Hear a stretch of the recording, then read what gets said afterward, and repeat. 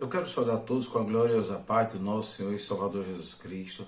Quero também saudar nossos apóstolos Hélio Moraes, Graça Moraes e os pastores, são coordenadores da EBD, Flaviano Holanda, Edman Sotero. Que Deus abençoe. Eu sou o pastor Jadson, juntamente com a pastora Rosiana aqui na IEP Colina, Igreja do Evangelho Pleno Colina dos Eucaliptos. Também quero mandar um forte abraço a todos os pastores, amigos, a todos vocês que vão participar juntamente conosco desse estudo. E hoje eu quero falar algo a respeito sobre 4 coisas que nós devemos deixar para ter uma vida plena com Deus. 4 coisas nós vamos falar hoje. O que nós devemos deixar para ter uma vida plena? Ah, pastor, tem tanta coisa para deixar, é verdade. Mas hoje eu quero citar essas 4 coisas. E antes de nós começarmos esse breve estudo, vamos fazer uma oração. Pai querido, seu Deus, nós te pedimos, Senhor, para adentrarmos no trono da Tua graça. Queremos te pedir, Senhor, a revelação dos céus, o entendimento da Tua palavra, o conhecimento da Tua palavra. Deus, que no dia de hoje seja um dia feliz, Senhor, que entendamos a Tua palavra, porque a Tua palavra é fonte de vida. E desde já, Senhor, nós te agradecemos em nome de Jesus. Amém e graças a Deus. Irmão, muitas das vezes nós pensamos em pecado. E muitas das vezes pensamos que o pecado que gera morte seria um grande pecado. Até quem diga numa frase popular que há pecado grande, pecado pequeno, mas tudo é pecado. E nós precisamos falar dessas 4 coisas. Hoje, 4 coisas que nós devemos deixar para ter uma vida plena com Deus. E a primeira coisa que eu vou iniciar, que nós devemos deixar, é a mentira. A mentira é devastadora. Se você observar no livro de Provérbios 12, 22, diz assim: o Senhor odeia os lábios mentirosos, mas se deleita com os que falam a verdade. Deixa eu te dizer uma coisa, a título de orientação, e para que você possa meditar. A verdade, ela cabe em todo lugar. A verdade, ela é forte. A verdade, ela é soberana. Para você ter uma ideia, a mentira, ela é tão destruidora que mesmo no livro de Gênesis, capítulo 3, Eva foi enganada pela serpente, a astúcia da serpente. Quando a serpente mentiu para Eva, enganou a Eva. E Eva, ela se deixou ser enganada pela serpente. Se não bastasse também, lá no livro de João, capítulo 8, versículo 44, diz que Satanás, ele é o pai da mentira. Imagine só. Então, é costume dele mentir. Mas a Bíblia também fala no livro de João, capítulo 14, versículo 6, que Jesus é a verdade. Lá diz que ele é a verdade e a vida. Então, quem está com a verdade está com a vida. Lá no livro de Lucas também, capítulo 6, versículo 45, encontra-se uma frase maravilhosa ali em Lucas 6,45. A boca fala do que o coração está cheio. O que seu coração está cheio hoje? Lembre-se dessa palavra hoje. Não se engane, a mentira ela é destruidora. A qualquer momento você vai ser destruído, você vai ser pego na mentira. Sai da mentira.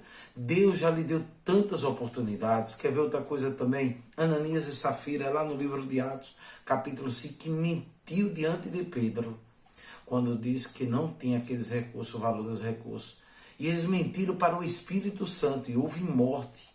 Morreu Ananias, morreu Safira, naquele casal, quando mentiu para o Espírito Santo. Quando Pedro perguntou o valor da propriedade que havia vendido. Queridos, a mentira ela é terrível, ela é devastadora. A mentira deixa a gente inseguro. Tanto a pessoa que é a vítima, como a pessoa que fala. Quem é mentiroso é inseguro.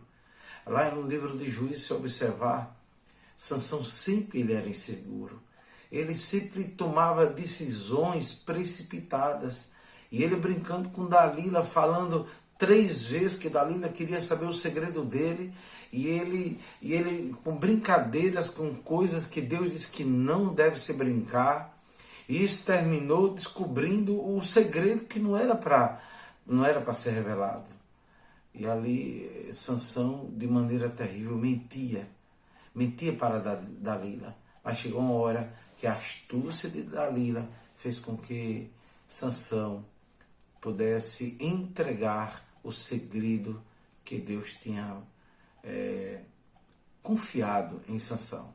Se você observar também, lá no livro de 1 Timóteo, capítulo 4, versículo 11 e 12, diz assim: a orientação é que os crentes devem tornar padrões dos fiéis, na palavra, no procedimento, no amor, na fé e na pureza. Então, ora, há um padrão de pureza, de verdade, da palavra, do procedimento, do amor, da fé, da pureza. Esse é o padrão de Deus. Esse é o padrão que Deus escolheu para você.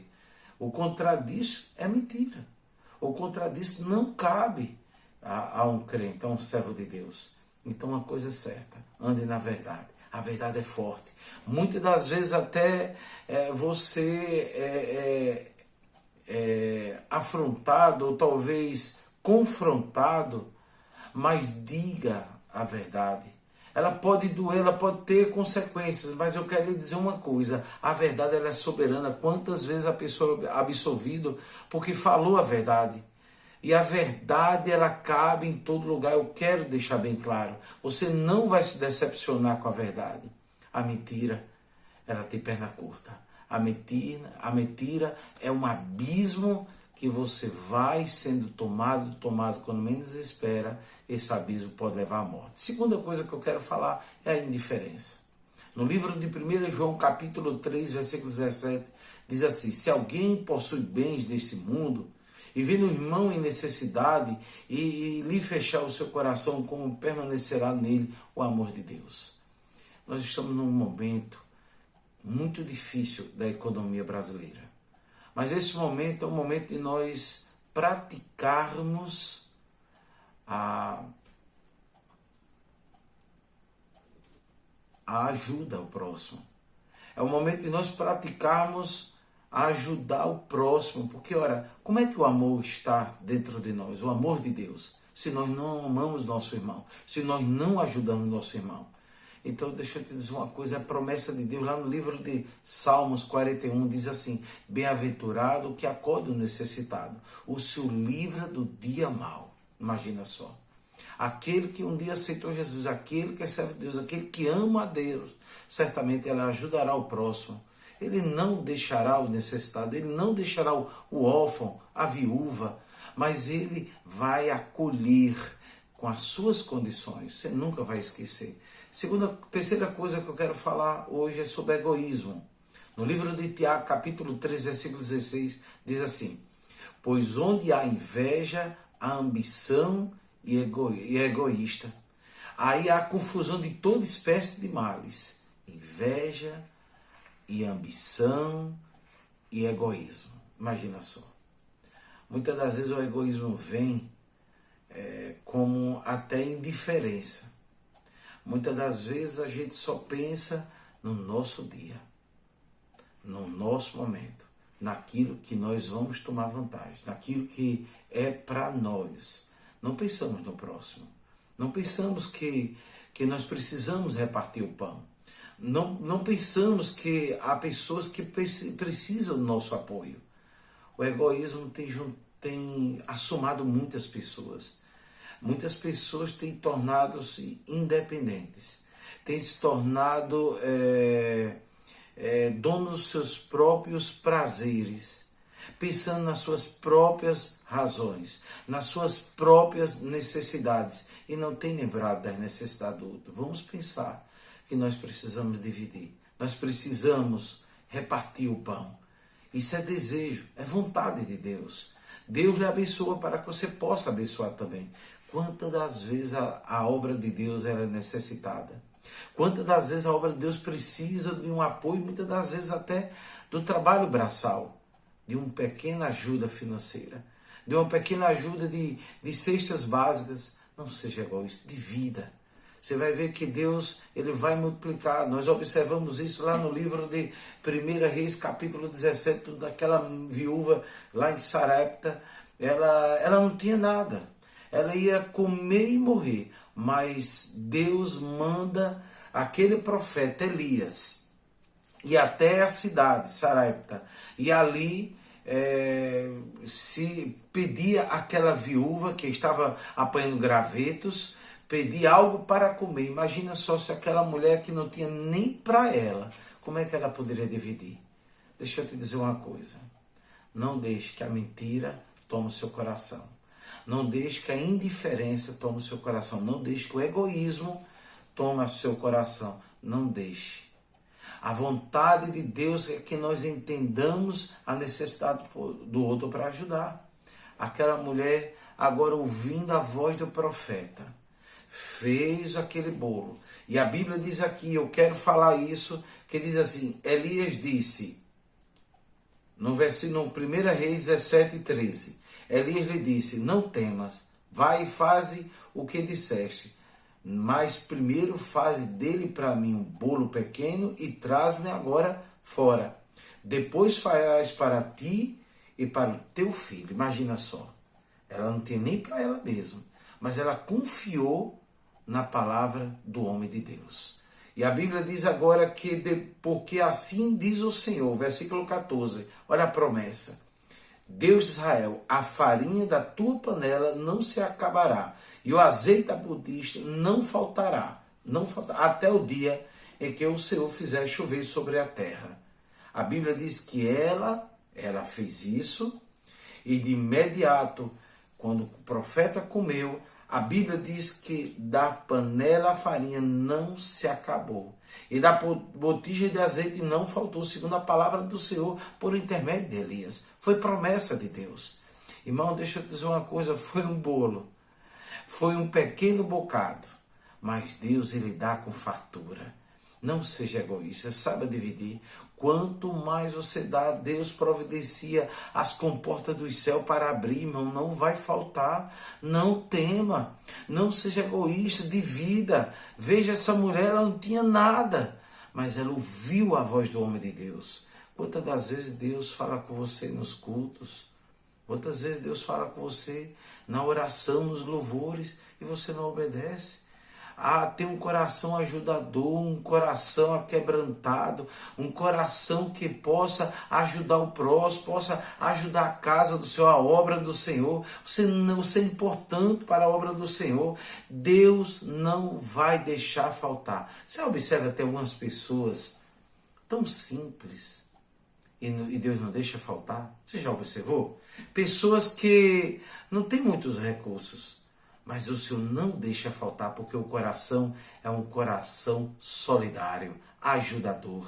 E a última coisa que nós precisamos falar hoje, das coisas que nós devemos deixar, você deve deixar para ter uma vida plena com Deus, é a rebeldia.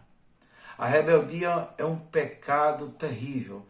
A Bíblia diz lá no livro de 1 Samuel 15:23, pois a rebeldia é como um pecado de feitiçaria, e a arrogância como o mal da idolatria. Assim como você rejeitou a palavra do Senhor, Ele rejeitou você como rei. Essa foi a palavra que Deus falara a Samuel para falar a Saul. Saul, ele tinha tudo, era rei de Israel, segundo a vontade do povo, e Deus envia o profeta Samuel para ungir Saul, mas Saul não obedecia, ele era rebelde. Ele fazia questão de fazer contrário à vontade de Deus. Quantas vezes Deus manda você fazer algo, você não faz? Eu quero lhe convidar hoje a você fazer a vontade de Deus, você não vai se decepcionar. Olha, o rebelde, ele termina em destruição. A Bíblia diz que agora Samuel, enviado por Deus, manda Saul destruir todos os amalequitas, desde gado, desde bens, desde tudo que o rei Agag, que era o rei dos amalequitas, tinha, não era para ser poupado nada, inclusive ele. Mas os olhos de Saul estavam voltados para aqueles bens materiais. Os olhos de Saul não estavam voltados para a obediência, e sim para a rebeldia. Ele não queria aceitar as instruções de Deus. Ele não queria aceitar a direção de Deus.